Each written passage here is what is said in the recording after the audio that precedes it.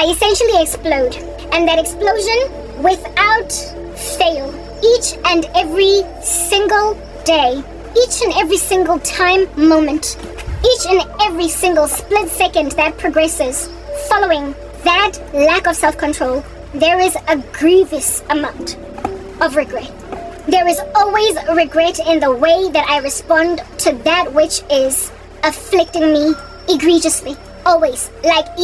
And so by negative reinforcement the next time, because I don't want to feel that trashy, I calculate my steps when I'm upset by the same stimuli, so as to not endure the wrath of guilt. I try to avoid guilt, but I don't always succeed.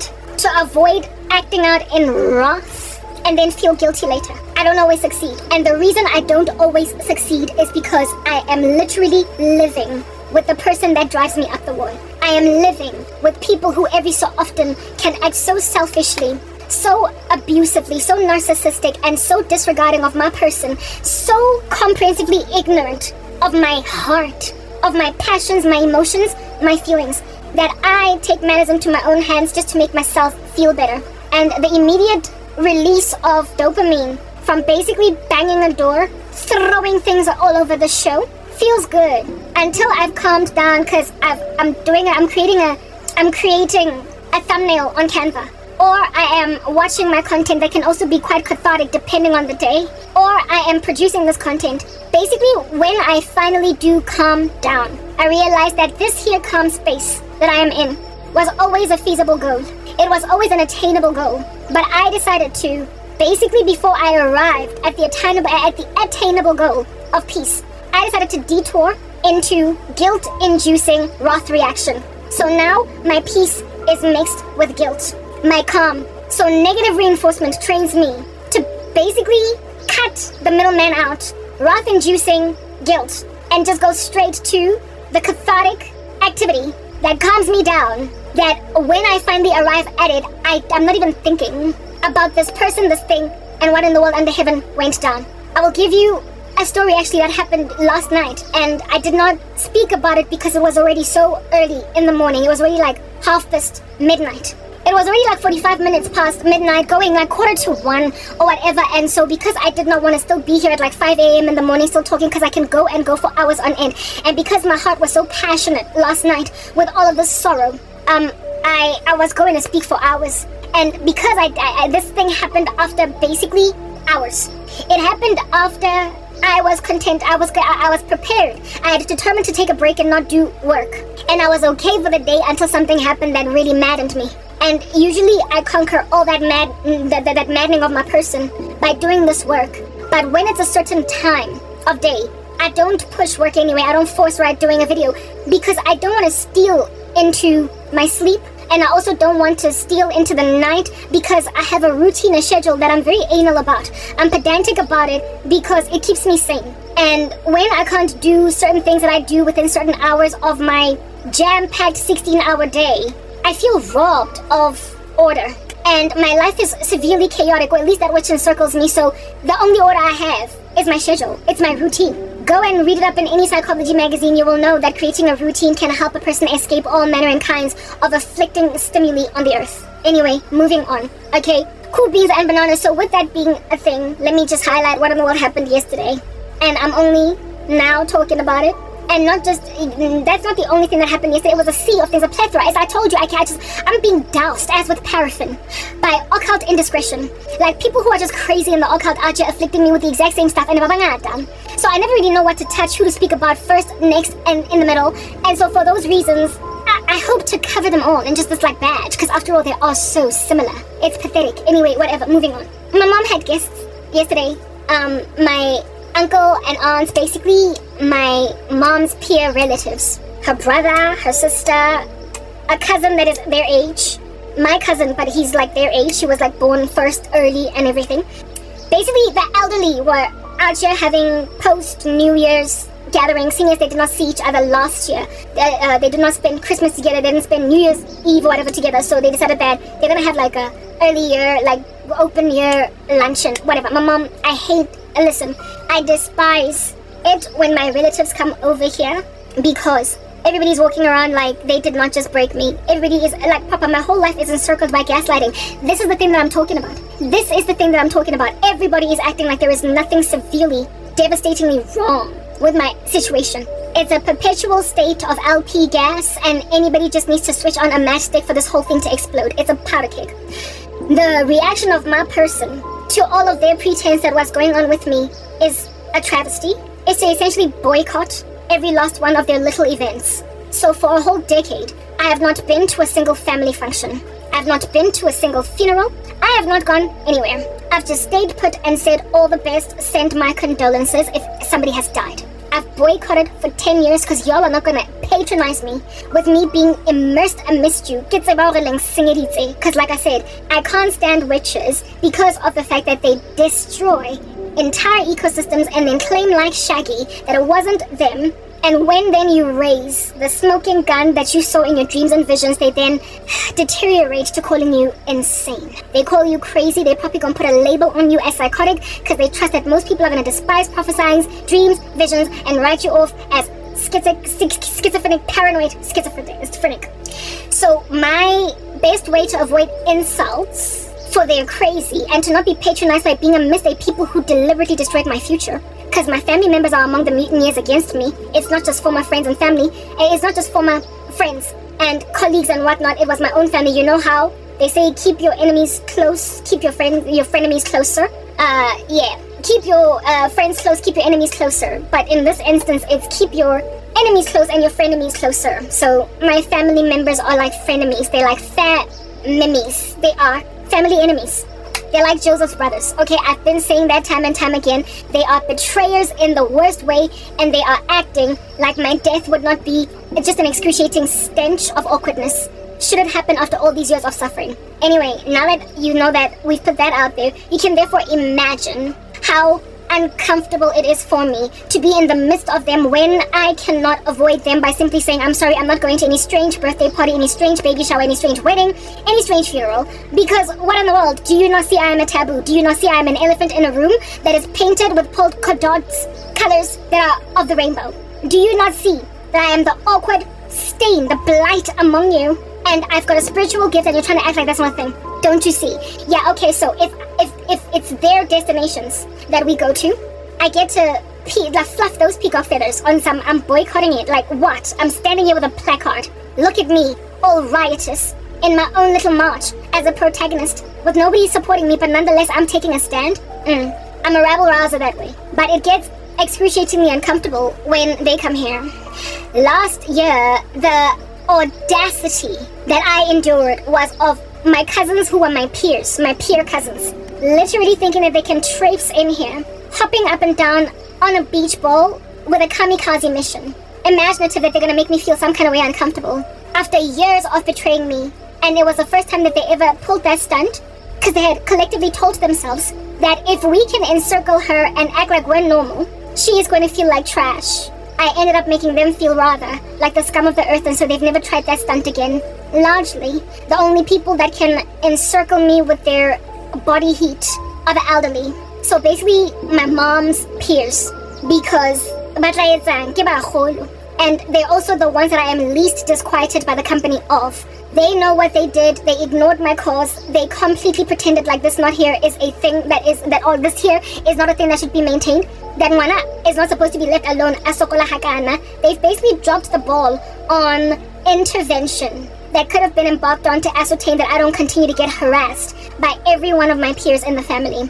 But no, they stood back and acted like a completely viable, intelligent woman is a no-brainer, just sitting around gathering dust because she did it to herself. Okay, like whatever. Everybody knows that's not true.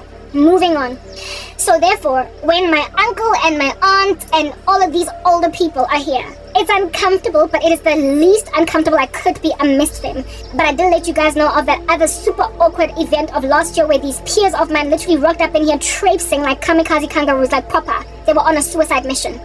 Anyway, whatever. The suicide mission of my aunt and uncles is not so dire. However, I tend to just kind of, hi, good day, sharp, okay, nice to happy new year, whatever. I'm not a fan. So how do I comfort myself with all of this activity on the yard when my mom has no regard for the fact that I'm in pain literally 24 hours a day, okay? I'm a person on like literally in chronic pain that is managed by the Holy Spirit in ways that you can't even appreciate. So you ought to be grateful that I have yet to commit suicide all these years down the line after you have abandoned me at the mercy of these crazy family members, including you. Okay, so you better be grateful that God Almighty is more powerful than all of your combined, your conglomerated cray-cray. Be grateful. But I give myself solace and comfort and peace in the midst of the indiscretion of my mother to bring these people over when they know they've betrayed me. And when she knows that it bereaves me to not have my own children, my own husband, my own home, my own anything. And then my aunt every so often, or even uncle, whatever, them all, can bring grandchildren and have them dance around and play like proper kids love me. And I can't actually be shunning them on some stay away because your mama is a beast. So I humor their kids, but it always bereaves me to be in the midst of these children because I'm supposed to have kids that are also growing like them. And yet I'm sitting here with a geriatric room at the age of 40 going absolutely nowhere. Do you understand what I'm saying? So there is an awkwardness to the lack of family that I've got and the lack of independence that I have. And also the travesty of the fact that I'm so incredibly gifted, talented, and unable, however, strangely, now I'm 40. But this happened from the time I was 29. With no job, like proper, they're all just walking around me like ain't nothing good. Cool. That awkwardness, that little elephant in the room, like I said, it's also got polka dots that are the color of the rainbow on it. The way that it's just so glaring. I give myself solace after talking to them like, I'm okay. Everything is normal. It's alright for a total genius to just be sitting gathering dust at the back of a mother's house. Yeah, unable to study, unable to work, unable to have children, get married, none of that. While you also, prawns, your adorable little grandchildren in my grill. Anyway, so Happy New Year. How I deal, how I cope with all of that, or how I supplement my sorrow is because I've got such a sweet tooth and because I'm as broke as a leg as I am. I haven't been able, I spoke about it the other day, to essentially leisurely spend on whatever I want to spend. I can't cook as much as I want, and I also can't have my diet be just what I want my diet to be. I gotta eat what they eat, and I gotta just deal when that which I crave is not in the room. I have to just swallow some pepper and pretend that the overwhelming of my senses to overwhelm a carrot cake craving or a chocolate cake craving using pepper is not just tragic. I gotta just deal with all of those stimuli coming into my senses, but the way that I deal with all that stimuli coming into my senses is for there to be at least this one unique, God-forsaken, but nonetheless God-enabled day where I can have all the delicacies I adore to eat. It becomes a feast. It's a day that spoils me with luxurious food. It is a day that spoils me with decadence. It is a day where I can have stuff literally drooling down my chin that I haven't eaten in a year. It's a day when, if you were a peasant in ancient Europe, the one day when the king invites you into his quarters to basically finish eating his 7-course meal, and you are shocked out of your mind that the king is gonna let me basically clean up his table of food with my stomach, and then you guzzle it knowing that it's just the 1 year a year, the 1 day a year, where the king allows the encircling peasants around his castle to finish his dinner because he overcooked. I don't eat in accordance to my diet, my desired dietary needs, including the satiation of my sweet tooth. Let's just put that out there. I've been poor for a whole decade, and it is a travesty. Now that we've said that, these family members of mine that are walking around this gargantuan elephant that is polka-dotted in the room, the only thing that I comfort myself with when they come is that after they've left, I'm going to be left with a week's long worth of a sea of sweets from Woolies, desserts from Woolies, chippies from Pick and Pay and Checkers, Coca-Cola and Sprite, fizzy drinks. Give me a fizzy drink. Give me that which is going to rot away at my teeth. Give me the choice to destroy my own teeth. I want the rot. Nobody should have to take the rot away from me without it being my own choice. You know what I'm saying? Yeah. Very well. After these individuals leave, there's not only beautiful food that is left that is cooked. I mean, I can always eat that during the day. It's not like I have to wait for them, like a peasant eating after a king. But I am fasted, so I tend to only eat vele at night, like after doing my videos or whenever. Like, that's my schedule. So it's not like they're saying, Garabo, you'll only eat later. No, I don't have that kind of abuse going down. Don't come at me for claiming my family starves me until they've eaten. That's not what's going on. I starve me until I'm ready to eat. I fast. Okay? So I tend to look forward to hearing them trickle out. Yeah, okay, Happy New Year, bye-bye. Hey, it was nice to see you, okay. Yeah, as soon as I hear that, it's like, 9:30, 10, going on 10:30, 11 at night. More or less the time anyway when I get ready for a shower so that I can have dinner afterwards, or maybe even do a video. These days I do my videos late at night. Like right now it is 1:43 a.m. in the morning, and I'm quite content with the time that it is. Okay, cool beans and bananas. So when I hear them leaving, I'm like, okay, I wonder what's left. I wonder if they finished all the pudding. They barely ever finished the pudding. You know how not black people, sorry, but old people have such lax appetite, and yet they're fat. Like, I don't get that. Anyway, whatever, moving on. So I know that of the Malva pudding that my mom bought, the cheesecake, the chocolate cake, whatever, and the sea or the plethora of, what you call this, like little snacks, like, peanuts, like little chocolate goodies, little sweeties, whatnot. I know there's like a whole chunk left. These people will, like, they pick food, and then everything else is just left, okay?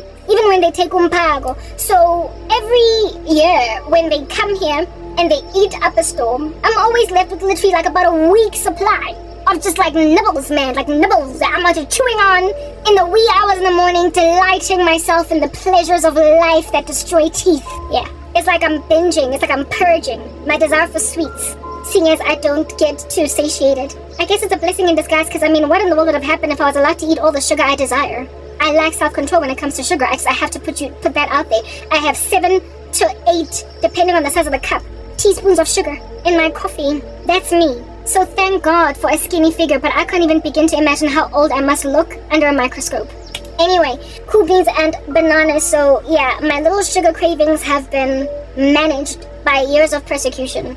Otherwise, I'd probably be quite the mama, as in like mama by now. I don't know. No, I don't think so. I wouldn't let myself go. Would I?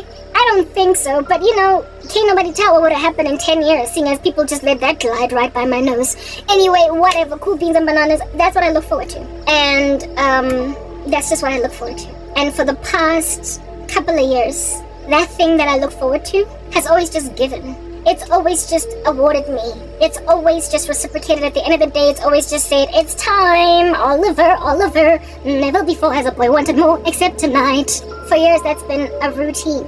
That these people come here and they act like I ain't jack, but when they leave, I make myself feel better with all the sweets they leave behind. Last year, my sibling moved back home for her own personal life issues. Ain't nobody need to highlight what they are, but everybody has issues in life. They have challenges. So she moved back home. This individual who moved back home, before then, my little sister and I were cool. I mean, no, not really. Like, look, we've got differences, had differences. Yeah, okay, cool. But like, my little sister she just had her own thing, her own lifestyle thing. She was not much of an eater, and she was always just on some kind of diet, like not trying to get fat or whatever. And she was not the kind of person to out here. Yeah, look, there is nobody that has ever had it in for me like this. It's what I'm trying to explain. I've got sibling rivalry with literally all my siblings, but this one is a unique thorn, like a cactus. It's a unique thorn, just like a cactus. It's not just one thorn, but it's littered across this evergreen plant. It never ceases hostility against me, so it's evergreen. Even when it's in a desert and there is no incentive for it, it's out here making like a cactus in the wilderness, and it's got thorns. I have never had anybody this malicious against me. I have never had anybody this below the belt and deliberately attemptive to just annoy me, afflict me, poke and prod away at me. The Bible says that like messing with a nose a whole bunch until it bleeds, so too is a person that stirs up contention. This woman is like a nosebleed to me. She is always stirring up contention, and I am perpetually mentioning her in my ministry. I have made mention of the fact that, like, Papa, leave me alone, I will walk away, I will do nothing, I will keep quiet. But if you go out of your way to afflict me, I'm gonna throw stuff at you. I spoke the other day about how it is that I ended up taking her juices and I threw them in literally the driveway, but then I realized the body corporate might have an issue with that, so I went and I picked them up and then I threw them in her bedroom because I had to take them out the fridge due to the fact that she had moved my newly made drinks out the fridge, put them on the kitchen counter to essentially rot, seeing as they've got linseed in them. My little shake that I make in order to put just a whole bunch of the cornucopia of her drinks in there. And like she lives alone. You know, like that kind of crazy activity, like a person with whom you live in a commune.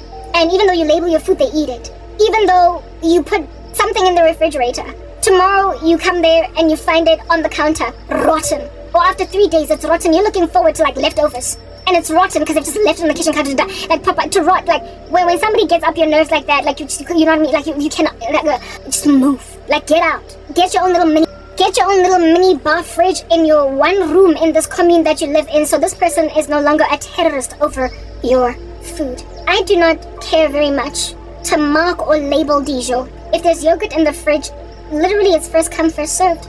If there's a full, like, 2-liter Coke, first come, first served. If everybody has devoured the most delicious dessert in the refrigerator before I get to it, it's like, quack, quack, quack, quack. I would never ever fight over that. But you see, there is a difference between, the cheesecake was there, you snooze, you lose, girl. There's a difference between that and deliberate, malicious snatching of the whole gangster cheesecake before anybody has touched it and moving it to your own little mini bar fridge in the room. That is not spelling, you snooze, you lose. That's not, I took the last slice of cake. That is, I'm taking it all, because I know you're going to be meh. You know what, guys? Like, do not mistake me for being petty. But you see, when somebody has been skinned, the smallest little brace of a feather hurts. My overkill and my overreaction in certain instances is because I'm already in so much pain and I'm already dealing with so very much else. So don't push me. Because I'm aware of how sensitive I am,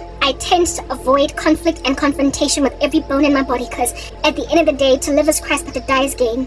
I'm a Christian. I don't get to out here be acting like an unbeliever, whether or not people see God does. I cannot live like the devil, anger like the devil, and find solace in the fact that I've been celibate for 13 years. Find solace in the fact that I don't watch impure shows on Netflix. Find solace in the fact that I consume Christian content every so often. Because the one area that is just that is just a maintained, left, unhindered, metastasizing sin. That is all the difference to God. It is the one thing that you think, he don't mind, you know, he's good with it, that you're not dealing with. And this thing, for me, is literally the reaction that I have when I am out of my mind livid with this crazy behavior. It makes me feel like everything else that I have done for God is hollow, it's naught, it's ash, because I'm such a hypocrite. Because I kid you not, I become so unsavory when this person has wreaked havoc in my life that if you were to just take a camera of me for that moment of reaction, not only in my thoughts, but in my heart and in my mouth, that which I vocalize, that which I actually speak out alongside think, and what my heart is feeling, what my mind is thinking, and what my body is doing. In that moment, you would think I am an unregenerate, lost, dead as a doornail, sinner that's never been saved. Papa, you would doubt my salvation. You would doubt my salvation. I am so sinful in that moment. I am so sinful that I slay some of the people of the planet that don't know God from a bar of soap, and how below the belt wretched and overkilling in my reaction I am. Allow me to communicate my thoughts. I feel justified. I feel like they have it coming. I feel like she deserves it. I feel like it is within my prerogative to do this, so my thoughts are trash. My body is doing certain things, so that's trash too. My mouth every so often releases, if not expletives, just really harsh speak, coarse jesting. And in and of myself, I feel euphoria because I'm taking matters into my own hands. I feel a sense of appeasement of my wrath because I did something about it. Oh my goodness. Only for me to snap out of that because, you know, something cathartically enabled me along. It healed me. And then I realized that I literally, for that moment, that brief season, acted worse than some of the most calloused sinners on earth. That are atheistic, that hate God, that are blasphemous and sacrilegious. Some of the things that I even think are, never mind do I feel justified in that, but I have a mindset along the lines of, but you're not doing anything about it. You've just left me here. You've just left me to just writhe under this crazy, you know that she gets to me, you know she drives me up the wall, and you've just left me here. Why haven't you moved me out? Why haven't you gotten me a job? That's me talking to God. So I'm full of blasphemy, and I'm what is this? I've taken matters into my own hands. I'm self-aggrandized. I'm walking in a self-fulfilling prophecy. I'm justifying this. I'm entitled to do this. My actions are whack. My speech is unseasoned with salt. My adrenaline response is now in fight mode because flight has been exhausted. Walking, you know how I say here, I do not argue, so I walk. I don't beg, so I walk. And I also don't kiss the behind of people who are wrong. And I won't say I walk again because I'm not trying to patronize anybody, because y'all get it in a way that you perpetually patronize me. My strategy to walk has worked swimmingly for years, except the few events when it just hasn't, because I just don't walk. I don't walk. I blow a top. I have used the story of David and Abigail and Nabal before to explain what happens when a Christian gets to this place. Or not so much when a Christian, but that a Christian can get here. That a child of God can get to a place of feeling like Yazen Angnanda Ba. Consequences at that particular moment don't matter. You feel entitled to doing this thing, to ending this thing, to finishing this thing. And absent of there being a calming, stilling, cathartic, intervening force like Abigail, David is going to kill a village of men because of Nabal's indiscretion. Because of Nabal's indiscretion. And y'all, you need to understand, Ubuti, my life situation has been hard for a decade, but no one has ever pushed me to the edge the way that my older sister has. This woman never used to be like this. I don't know what, I know what took her over, but she was one of the most, calmest, sweetest, easygoing people. She was never malicious, never full of sabotage. She was never conniving, and now she is. Y'all, Azzy. Anyway, I've described that once a year, every so often, I have to deal with my family members walking around here like ain't Jack gone down. And the thing that helps me ride out that whole entire day of me going in and out of the house using the bathroom and side schmucking a whole bunch of aunties that are acting like I'm not a sorrow has been the malva pudding at the end. It has been the sweeties, the little chocolate treats, okay? I know, that makes me like a little child, doesn't it?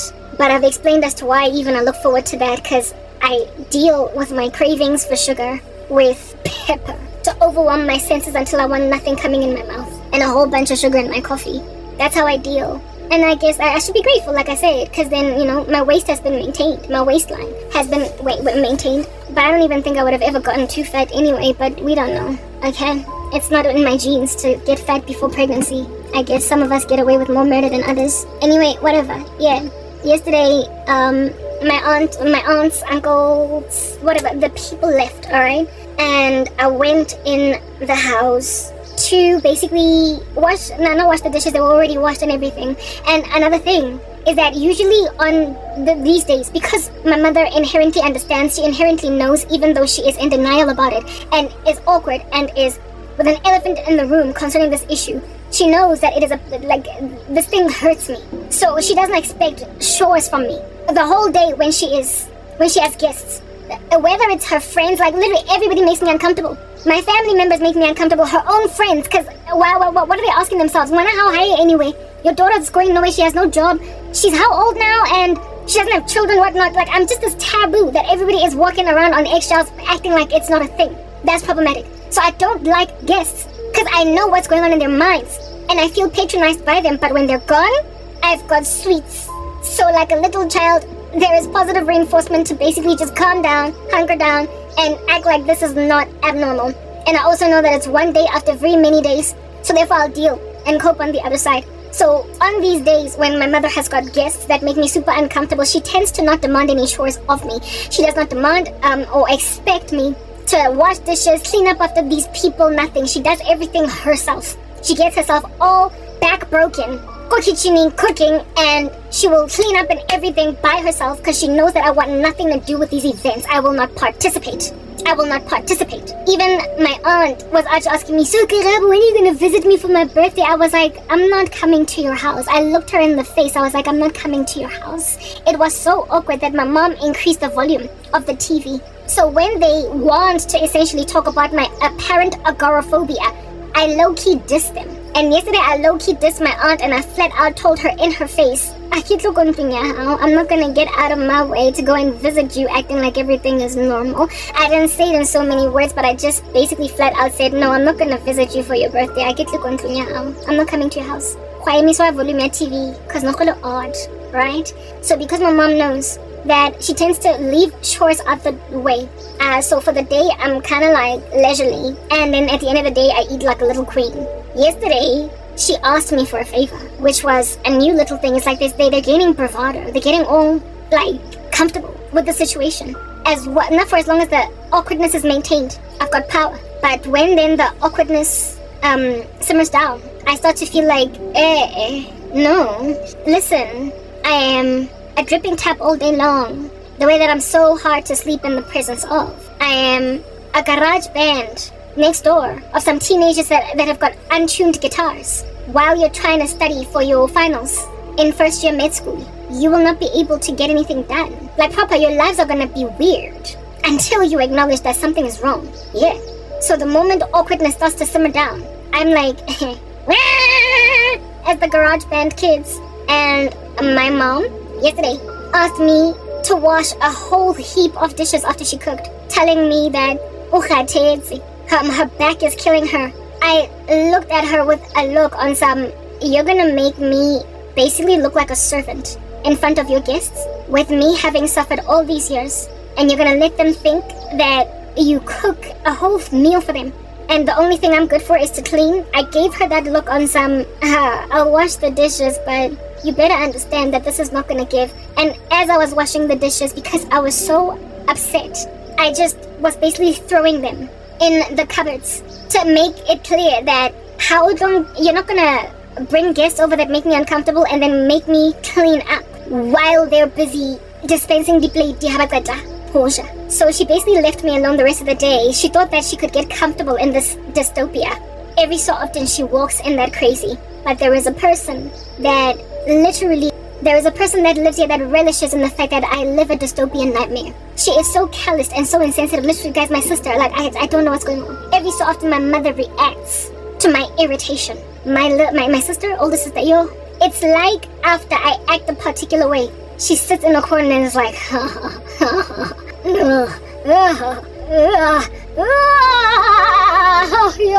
I don't understand it. I literally don't get it. I don't know what's going on in that woman. It's like she's taken over altogether by some entity. Because I had washed dishes earlier on in that day, and a heap of them, I would have imagined that my mother would have my back. Because of the fact that, you don't get to make me clean up and then enjoy this situation and you not stand up for me. At least appease my wrath by intervening. Nobody here is 12 years old, but a person needs to be told where to get off when they're acting awry, especially when they live with other people. You don't just get to swing on a chandelier because we're all adults and the only reason why I don't even talk to you is because you are a determined bludgeon on my peace. So by not saying anything to you, I avoid such haughty conflicts, such haughty arguments, that neighbors be out there thinking this is an unstable household, a tumultuous, troubled home. So proper, my decision is best for everybody, because you can't maintain peace. It's written in God's word that blessed are the peacemakers, for they will be called sons of God. Sometimes making peace is silence. Sometimes peacemaking is agreeing to disagree and parting ways. Sometimes the best diplomacy is no relationship at all, because fostering a relationship with an exorbitantly jealous person is going to create World War III. And I have been wise that way, knowing that it does not please God for me to have no relationship with my sister, but it also displeases him a lot more to have one. And every 2 or 3 days, me blurt out into obscenities, me scream, me yell, me shout, me have proper.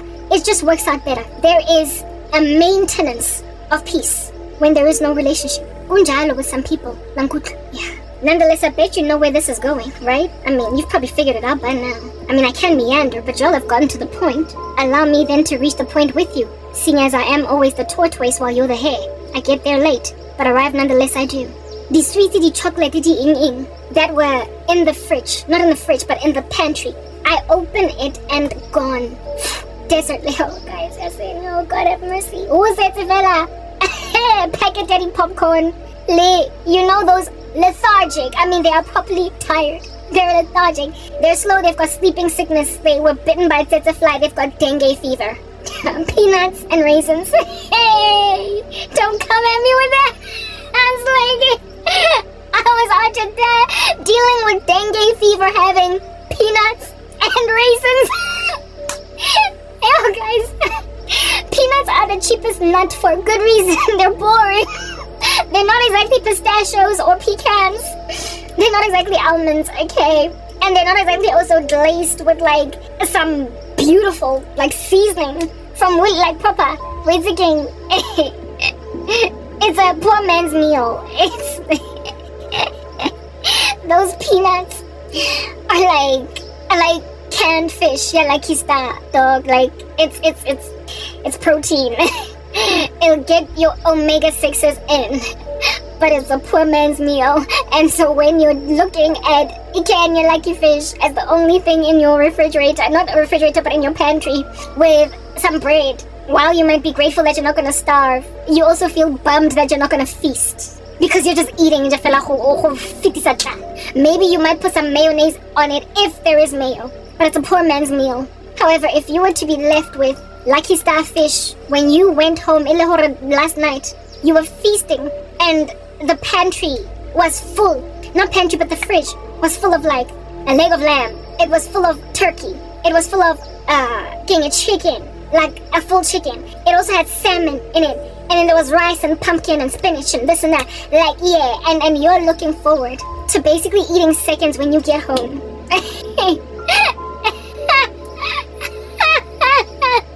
You're looking forward to seconds when you get home.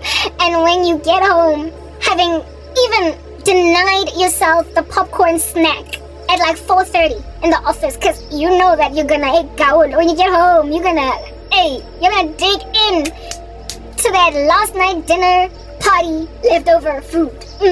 And then you get home and you open the fridge, tumbleweed, dog. Like, the chicken is gone, the turkey is gone, the salmon is gone, the leg of lamb is gone, the spinach, the tomato, the spinach, the pumpkin, and the cabbage is gone. All that's left is, like, literally just a negligible amount of coleslaw and chakalaka, and they've been put in the same scaftine, and you can tell that somebody has scooped out of that scaftine, mixing them together, and that's all that's left. A little bit of chicken, sorry, a little bit of potato salad and chakalaka, but there's no more pumpkin, there's no more spinach, there's no more cabbage, there's no more, there isn't even green salad, nothing.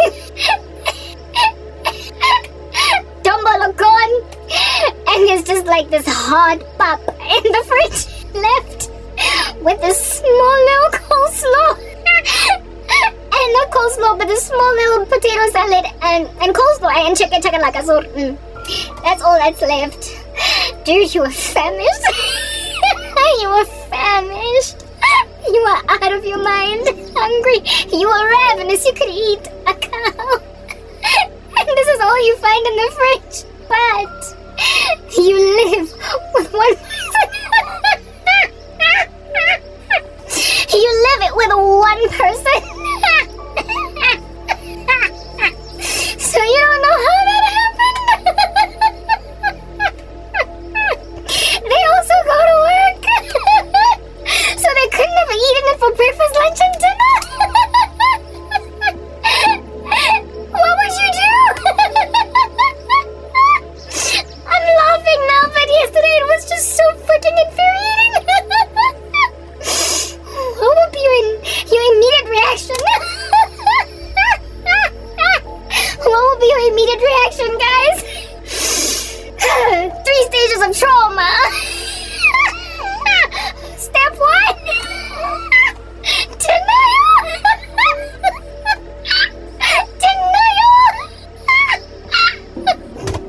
So what would you do? Because you're in denial, step 1 of trauma. You will. This is fridge food. It's fridge food.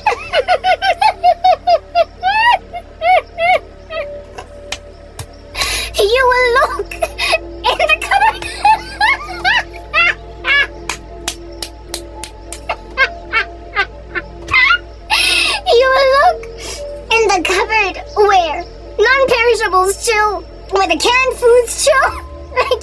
literally look for leg of lamb in the cupboard. You will look for chicken in the microwave. You will open the oven and try and find the pumpkin and the spinach.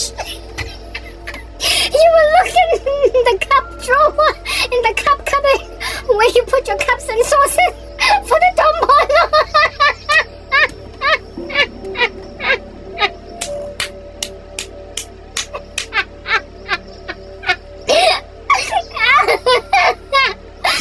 Because you're in denial, and then when all else fails in the kitchen, you will go to the lounge and look in the drawer where you put pens and pencils for the spinach and the coleslaw. You will go to the room divider and search to see if the leg of lamb is not there.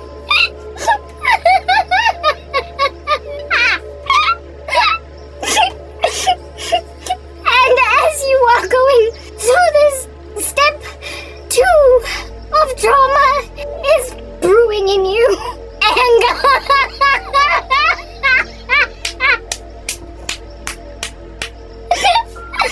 First is denial. You think it's gotta be here somewhere. It's gotta be here somewhere. This food is gonna be here somewhere. There was too much of it last night. And now that you're realizing that there is no food in the room divider, now you get mad. Now you get super annoyed. Actually, it's 4 stages or 5 stages. First, it's denial, and then it's anger. And when you're angry, you will walk in stage 1, but this time around, it won't be gentle.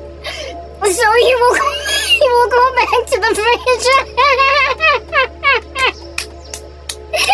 But this time you will open the fridge with anger. This person ate all the freaking food. I don't know what happened. There was so much of it left last night. And this time you're doing the rounds in the whole kitchen. Open the fridge. Angry. Passion. Cover it. Close it. It's still not here. You literally re-look. Where you just look. You will look in the fridge. You will look in the pantry. You will look in the cupboards. You will look again in the drawer in the lounge. You will look everywhere. Almost like the stuff is gonna miraculously just appear to oven again, the microwave again. But this time around, because you're angry, you are napping. And that's when stage 3 comes in. Stage 3 is confrontation. Confrontation. Dude, what happened to the food? So now you're not just hungry, now you're angry. You're hungry because you're angry. When you open the pantry, all that's left, can't stop. You're just left with that canned fish and the bread in your bread bin alongside that cocoa-fied papa and in the small little canteen, the potato salad and the chocolate. That's your dinner, girl. That's your dinner, dude. Yeah, now with stage 3, confrontation. You will then fight. You will ask this person, you will ask this person what happened to the food. And what then does this person say? I took some for Skaftin, and then because there was just so much of it and I didn't want it to go to waste, I decided to give it all to the security guard.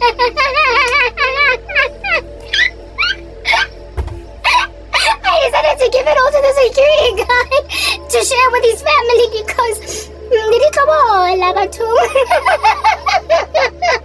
so you took your own, Captain. You took your own dinner, Wena. You helped yourself, and then you gave the rest of my food to security.